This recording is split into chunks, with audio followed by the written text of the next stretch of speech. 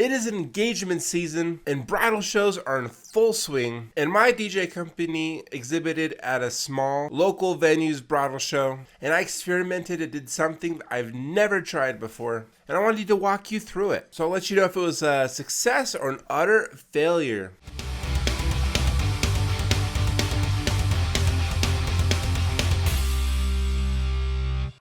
Hey everybody, how's it going? Daryl here. Welcome to the channel. People asking whether exhibiting at bridal shows is a good idea and what exactly to put inside of your DJ booth exhibit are a couple of common questions I see DJs ask. So I'm going to talk about what I did and how the show went. So I've been told that your display should really cater to the main attendees of the show, which are going to be brides and their mothers. And they're not as enamored with fancy gear displays and club style mixing as the attendees of NAMM might be. And that's not to say that they don't want those things at their weddings. It's just not the most appealing to them. But honestly, something that sets my company apart from the competition is our lighting. There was going to be 4 DJs in total, so 3 in addition to me. And our booth size was a bit smaller than some of the other shows we've exhibited at. So I decided to experiment and really play to our strong suit and bring the full lighting setup.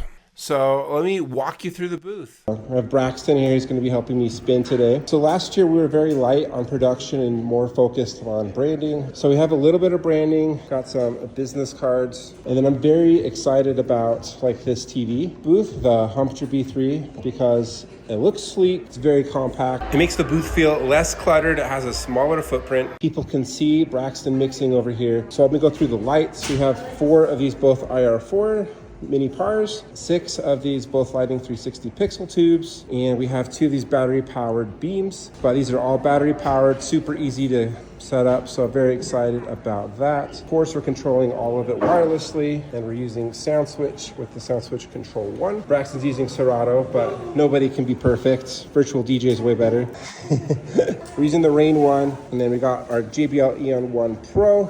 You know, we need some sound, but we don't need a lot. So there's another DJ in this bridal fair on the other side of that curtain, so we're just gonna keep music light. And with 4 other DJs here, there was at least one other company using the same DMX frequency as me, so I had to change it to blue. Well, we are ready to go for the bridal show, so we're gonna have a good time.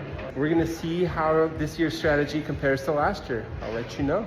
So, I mean, we were already at a disadvantage because we were on the top floor in the very back behind a pillar, so by the time that couples had reached our booth, they had already talked to 3 other DJs, and you know, not too many people came up to us. We had to go to them to talk to them. And my strategy was to show and not tell. Everything from the video roll on the TV, the club style mixing, and the club style lighting. And to be honest, the booth was great at garnering attention as people walked by.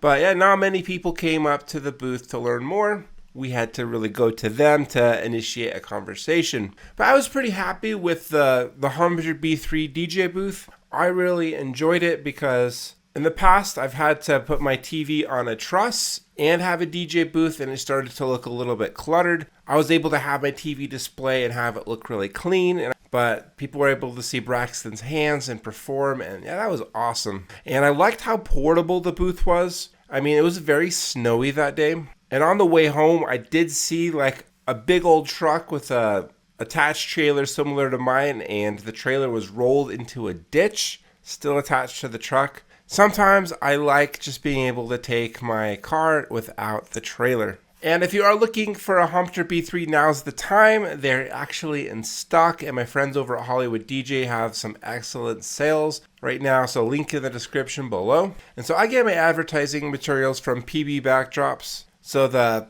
pillow tension backdrop, the custom pop-up table, and they're great to work with. So I'll have a link in the description below. But that's a game changer if you have a photo booth or if you have a display at a trade fair like this. So in the past, I've brought in my photo booth, and I think I really effed up this time by not bringing the photo booth, because something I've learned is that if you have a reason for people to step in your booth, they usually will, and then that's a great icebreaker to start a conversation. So if you have food, you can offer them food, which makes more sense probably for a caterer. But having a photo booth is like, hey, we have this photo booth. Would you like to take your picture? And a lot of times people would like to. But not everybody who stops into your booth is like ready to book or even interested in your service. So I think it's important to determine quickly where they are at the planning stage and gauge their level of interest. It's like Jordan Belfort's like, sell me a pen. And if somebody's not looking to buy a pen, I suppose you can like try to convince them why they need a pen, show them the problem, why or the solution. But sometimes it's just easier to sell a pen to people that are looking for a pen. And yeah, full disclosure, bridal fairs are not my main source of booking leads. They never really have been. I think that if you have a background in sales, like if you ever worked the sales floor of a car dealership or a furniture store, then I think you probably do well at a bridal fair. For me, I'm more invested on my online presence and booking leads that way, and there's really no wrong way to do it. For those that are like trying to decide if exhibiting at bridal fairs is for you, I suggest to everybody, try everything, try all the advertising methods, and you may find success in some areas that other people don't. So try Wedding Wire, try The Bash, try Thumbtack, try Facebook ads, Google ads. And having like a limited time bridal show discount can definitely help create a sense of urgency for these couples to book, which doesn't really apply if they're like 18 months out. And many times the venue collects emails, or you can collect them yourself, and you can just follow up if they show some modicum of interest. Yeah, so thank you so much for joining me for this experiment of my bridal show booth. I don't know if it was a success, and that's okay. We had a blast. It was great seeing the TV booth materialized and just how streamlined and convenient it was. Huge shout out to Braxton for helping me at this gig. You can follow him on the socials. What are your thoughts on bridal shows? Are they worth it or are they out? What types of things do you like to have in your bridal show booth? Let me know down in the comments below, and please smash like and subscribe, and I'll see you in the next video.